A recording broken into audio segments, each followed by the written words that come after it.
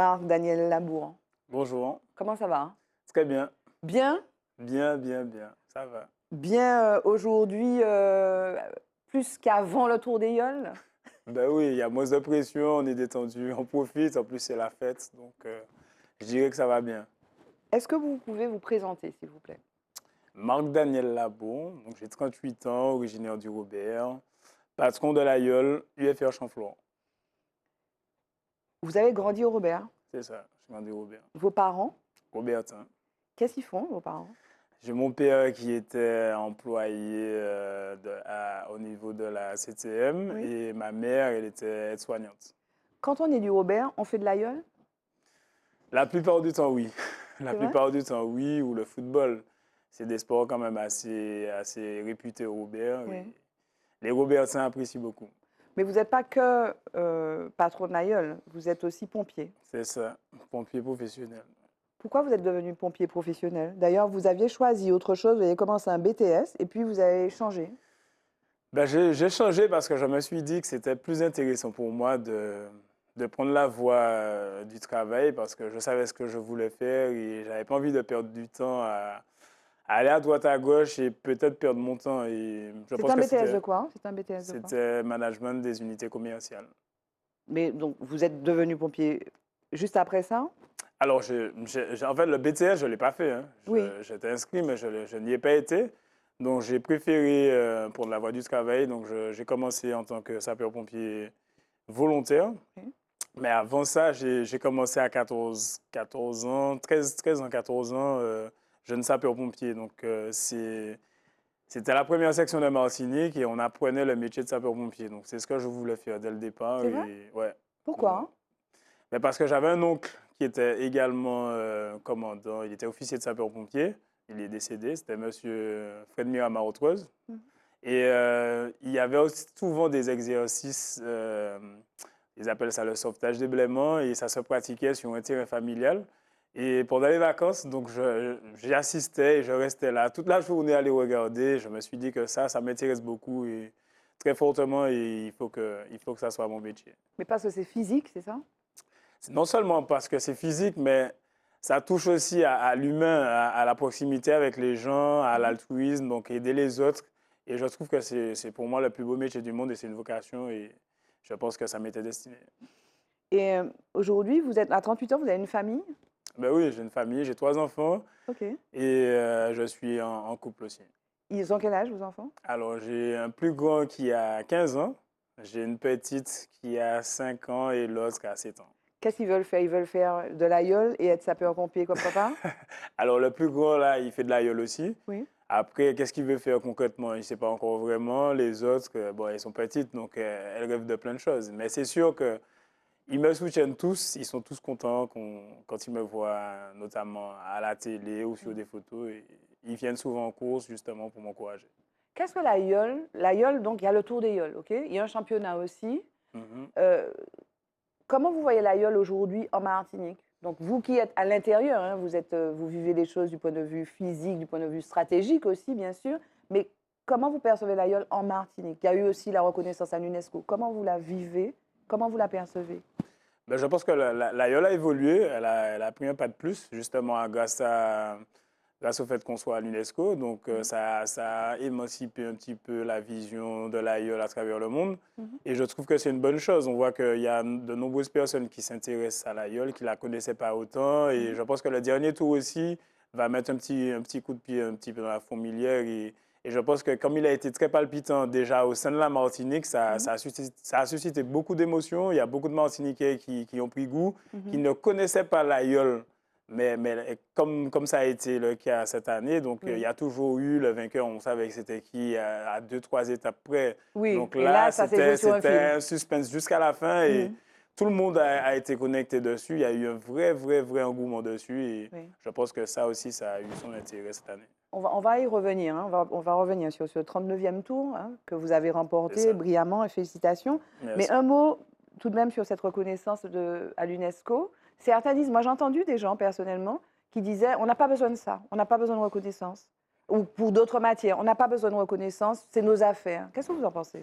Non, après, chacun est libre de penser ce qu'il veut, mais Mm. pour moi, ça nous permet de mettre en valeur justement le patrimoine du pays et c'est Oui, pas négligeable parce que avec cette reconnaissance, on traverse les étapes, les pays, on traverse le monde, donc on oui. est vu de partout et cette petite embarcation symbolique à la Martinique devient une grande aux yeux du monde et je trouve que c'est très important qu'elle soit publiée partout et qu'elle soit vue de Mais tous. c'est quoi? C'est un motif de fierté? Ah, moi, pour moi, c'est une fierté que ça Oui, soit reconnu. C'est déjà difficile de rentrer à l'UNESCO. oui, Et quand l'aïeul, notre patrimoine qui est vraiment important pour nous, arrive à y parvenir, je oui. pense on se doit d'être fiers et de continuer justement à promouvoir l'évolution de l'aïeul. Oh, il y a comme Christophe Dédé qu'on a reçu, qui fait un travail aussi assez extraordinaire pour l'internationalisation de l'aïeul. Mhm. Mais en Martinique, qu'est-ce que l'aïeul représente? Donc, l'aïeul, vous avez dit, il y a un engouement cette année peut-être. Vous qui êtes patron de l'aïeul, c'est quoi les valeurs autour? Est-ce que c'est important? En quoi c'est utile à la Martinique? Au-delà de la promotion touristique, de l'image, en quoi c'est utile à Pour la moi, Martinique? c'est utile parce que c'est un sport de haut niveau. Pour Mhm. nous qui sommes petits Martiniquais et qui n'ont pas eu, on n'a pas forcément tous eu la chance d'avoir un parcours sportif d'excellence Mhm. et de toucher à l'international, mais pour nous, c'est un sport national de haut niveau, de très haut niveau et on est des athlètes de haut niveau. Donc, Oui, et quand on gagne un Tour d'Éole, c'est être champion du monde parce qu'il y a ça nulle part ailleurs. Donc, c'est une valeur ajoutée. Et si on est conscient de ça, oui, on voit vraiment qu'on fait un travail extraordinaire, que l'aïeul, elle est extraordinaire et que c'est quelque chose qu'on doit être fier parce qu'il y a ça nulle part ailleurs. oui. Et l'engouement que ça suscite quand on y participe, quand on y prend goût, on voit tout de suite qu'on devient accro et que c'est une belle chose. C'est quoi les piliers de l'aïeul? Qu'est-ce qui a expliqué que vous avez réussi? Et puis, ces dernières années, vous avez remporté plusieurs tours. Hein. Sur les Mm, 5-6 dernières années, c'est ça. vous avez remporté 3 ou 4 tours. Combien de tours vous avez remporté? Alors, on a remporté en 2018, en 2023 et en 2025. Donc, toi. Voilà. Donc, l'aïeul UFR. Qu'est-ce qui explique que vous gagnez? Ben, c'est la rigueur. Moi, je dis que c'est la rigueur, le travail, l'abnégation et le travail d'équipe. Il y a ces paramètres-là. En fait, l'aïeul, la valeur, c'est ça. Si tu ne travailles pas, si tu Mais tu n'as travailles, pas... si tu travailles, excusez-moi, moi je ne suis pas gueuleuse. Mhm. Si tu travailles pas, quoi, travailler, c'est travailler individuellement, c'est-à-dire faire du sport, comme vous Ben, je faites du pense que sport. c'est un tout. Oui. Il faut que chaque yoleur apporte sa pierre à l'édifice. Donc, Mhm. quel que soit son niveau, quelle que soit son expérience, on a toujours quelque chose à apporter. Même si c'est un petit geste qu'on va faire de plus, et ce sera le petit geste qui fera la différence. Oui, mais c'est de l'entraînement aussi, Donc, il y a forcément l'entraînement. Si c'est un sport de haut de niveau. haut niveau, donc il faut répéter beaucoup de choses, donc travailler ensemble, rechercher de nouveaux réglages. Donc, c'est quand même de la voile, donc il y a des paramètres aussi à respecter. Donc, c'est beaucoup de choses, beaucoup de petites subtilités, mine de rien, mais qui ont leur importance. Et quand on les aligne tous, quand on les rassemble, ça donne ce que ça donne. Donc, si on néglige un de ces paramètres, ben, on voit tout de suite qu'on a une contre-performance et ce n'est pas négligeable de tout Parlons, ce travail. parlons profane. Qui c'est qu'il y a sur l'aïeul? Donc vous êtes le patron, vous faites quoi? Et c'est qui les autres? Alors, il y a le patron, donc c'est lui en tout cas sur notre gueule, c'est lui qui barre, c'est lui qui donne les ordres, donc à savoir les directions à prendre, et c'est lui qui manage son équipage. D'accord. Il y a ceux qui sont sur les bois. Alors, il y a le premier bois, donc c'est lui qui va annoncer justement les rafales, il va annoncer les dangers, il va annoncer aussi les croisements, donc avec les autres coyoles, et aussi il peut annoncer un bord. Donc, s'il voit qu'effectivement, il faut qu'on fasse un autre bord pour être dans le vent frais, donc il va pas hésiter à le dire. Après, la décision revient au patron. Le patron, lui, il va analyser, il va regarder et regarder si ce que le premier bas lui dit est judicieux et s'il souhaite le faire. C'est qui les autres intervenants? Donc, en fait, sur les bois, il y a 9 bois dressés. Donc, ils ont tous un rôle différent. On a aussi 2 manœuvres d'écoute, donc qui vont régler la voile. Ils vont s'affairer à régler la voile. Et on a 3 personnes à la pagaie, donc le patron et ses 7 patrons. Et alors, donc, vous avez gagné donc, sur un fil, on l'a dit, hein, ça s'est joué au diamant. Il y a un premier, c'était qui? On a cru que c'était Sarah, après c'était Cottrell, finalement c'était... Donc il y a eu des réclamations, finalement UFR a gagné, Cottrell second et Sarah troisième. Quels enseignements vous tirez de ce tour? Ben, moi, je dis juste qu'il ne faut jamais s'avouer perdant avant la ligne d'arrivée. Donc, nous, on savait ce qu'on avait à gagner. Donc, on a mis les bouchées doubles. On a fait ce qu'il fallait faire. Non mais expliquez-nous, sans dévoiler des secrets, moi j'étais sur la ligne d'arrivée, au moment où on a cru que c'était Sarah, qu'est-ce qu'il fait? Alors il y a eu les réclamations sociales, mais C'est quoi la petite chose est-ce que c'est la lecture du vent? Je voudrais que votre interprétation. On a osé plus qu'eux. En fait, C'est quoi on oser a quand mis on est plus de voiles pionnier? qu'eux. On a mis D'accord. plus de voiles parce que nous, on attaquait. Eux, ils ont peut-être Donc c'est limité prendre des leur risques surface en de fait, c'est voile. On ça? a pris plus de risques qu'eux. On a fait aussi les bords judicieux. Donc, après, je comprends un petit peu la position de Sarah, qui était aussi leader. Donc, il avait 2 yachts à contrôler. Donc, il fallait faire un choix. Et ça nous a été aussi avantageux parce qu'il a été justement marqué Coatskel et ça nous a profité, ça nous a laissé un petit peu de champ libre et on a pu mieux peaufiner notre stratégie et on a rattrapé ensuite Coatskel Mhm. et on gagne. Après, nous, on avait déjà les temps, on savait qu'on avait déjà gagné parce qu'on avait quand même des canaux suiveurs qui s'étaient positionnés au niveau des bruits. On savait qu'on avait gagné autant Mhm. et pas la réclamation, puisque la réclamation, c'est Coatskel qui l'a portée Oui. et pas nous. Donc, nous, on savait on avait gagné de manière loyale et on avait gagné autant. Il y a un championnat aussi de Yole qui attire C'est ça. probablement moins que le Tour des Yoles. Le championnat, vous êtes classé comment? Excusez-moi si je ne sais pas, mais je ne On sais s'est pas. classé deuxième. D'accord. Et alors, revenons au Tour des Yoles. On a beaucoup parlé de votre relation avec Félix Mérine, Ouais. qui est donc le patron des patrons. Et j'avais Ouais. envie de vous entendre dire, quand on parlait des intervenants, il y a ceux qui sont sur la Yole et puis il y a ceux qui sont sur les jet ski suiveurs. On a beaucoup presque polémiqué d'ailleurs sur les échanges parce qu'il donnait des ordres en fait. Il était le patron du patron. Après, il a un regard un petit peu, j'allais dire extérieur, parce effectivement, il n'est pas dans la gueule, donc il voit des choses aussi que nous, on ne pourrait pas voir. C'est normal, vu son expérience, il est pour moi important aussi Qu'est-ce qu'il a vu que vous n'avez pas vu? Ah, mais il a une expérience, il y a des Non, mais choses qu'il va là, voir. concrètement, dites-nous ce qui vous est. Là, vous parlez du Tour des Halles? Oui, en l'occurrence, là, parce qu'on a beaucoup dit, parce que vous étiez sur la Yole, et puis on a vu des échanges sur les réseaux en Ben, en disant fait, oui, mais pourquoi il les lâche pas échanges, c'est pas l'affaire? forcément. En fait, ce qu'il voit, c'est pas forcément pour le patron. Des Oui. fois, il va seulement dire au gars de dresser l'aïeul un petit peu plus. C'est pas forcément au patron qu'il parle. Oui. Après, effectivement, il est très expressif avec des gestes. Donc, quand on comprend pas ce qu'il dit, donc on peut porter une interprétation. Mais on a l'habitude de fonctionner avec lui. Et même quand il barrait, il a toujours eu ses expressions.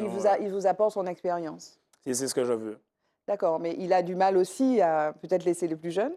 Non, pas du tout. En fait, et c'est un petit peu dommage, ça a été un petit peu biaisé. Oui. La vidéo a montré L'interprétation. ce qu'ils ont voulu montrer. Mais après, nous, ça ne nous a pas ralenti dans notre élan parce que moi, j'ai voulu qu'il soit là parce qu'il y a des choses dans la transmission que je n'ai pas eues par rapport aux autres patrons. Et le fait de la voir et de le voir concrètement en direct sur une étape, c'est pas pareil que quand on va te le dire, on va faire un schéma, on va t'expliquer, c'est pas pareil, c'est pas du tout parlant. Et quand la personne en question qui doit vous apporter sa connaissance est à côté ou à l'intérieur de l'aïeul et vous explique quelque chose, c'est différent. Et moi, c'est ce que je voulais. Et il a répondu à mes questions, il m'a apporté sa sagesse, sa vision. Et c'était en tout cas la continuité de la transmission qu'on n'a pas eu l'année dernière parce qu'il y avait des raisons qui ont fait qu'on n'a pas pu le faire. Et il fallait qu'on le fasse. Donc moi, c'est à ma demande qu'il a été là. Et en tout cas, je tiens à le remercier parce qu'il a fait ce que je lui ai demandé et il est resté à sa place comme il a su toujours le faire et ses conseils ont été bénéfiques. Parce que la transmission, c'est important, parce que c'est une tradition aussi qui se perpétue. Bien sûr. Après, nous, on recherche toujours le haut niveau parce que si ça ne nous intéressait pas de gagner, on n'aurait pas été jusqu'à là, donc jusqu'à avoir les petits détails, avoir les détails qui feraient justement nous faire gagner. Donc, nous, on est un équipage qui a toujours été sur les devants de la scène, donc on se devait aussi de continuer dans ce sens-là et on a toujours travaillé pour. Est-ce que vous êtes payé? Non, pas du tout. Est-ce qu'il ne faut pas payer les coursiers? Parce que vous parlez de sportifs de haut niveau. Quand on va au JO, les athlètes, ils sont payés. Hein? Ben bien sûr. Après, c'est une volonté. Moi, je vois qu'il y a beaucoup d'argent qui circule autour. Comment... Est-ce que ça peut évoluer, d'après vous? Je pense que ça peut évoluer. Il faut justement chercher un modèle. Il faudrait. Moi, je pense que ça aurait été bien. Ça aurait aussi attiré un petit peu plus de jeunes parce qu'effectivement, certains te disent que tu gagnerais dans ça, tu vas te forcer. C'est prenant parce que c'est vraiment prenant quand on voit il faut s'entraîner toutes les semaines. On s'entraîne toutes les semaines. On a 3 entraînements par semaine, des fois 4. Donc, ça peut être intense et ce n'est pas rémunéré. Ça coûte cher parce qu'il faut se déplacer justement pour venir à l'entraînement. C'est vraiment, on fait ça par passion parce qu'on aime. Mais ça aurait été très bien d'avoir un petit apport financier pour justement permettre. Il faut peut-être repenser le modèle. Hein? Ben oui, il faudrait qu'on trouve des gens qui soient capables de le repenser et de le faire vivre. La suite pour vous, c'est quoi? Ben, c'est déjà préparer la saison prochaine Et en Qui tout cas, commence quand? Qui commence qui va quand? commencer en novembre avec la pagaie des Mapipi. Donc, préparer cette compétition ainsi que la saison et figurer parmi les premiers Oyol, on va dire ça comme ça, et être présent. Le mot de la fin, Marc-Daniel Labour, ce serait quoi? Ben, ce serait merci déjà à vous, Zitata, de cette invitation et merci à tous ceux qui nous ont regardés. Merci à eux et à l'année prochaine. Merci, Marc-Daniel Labour. Merci.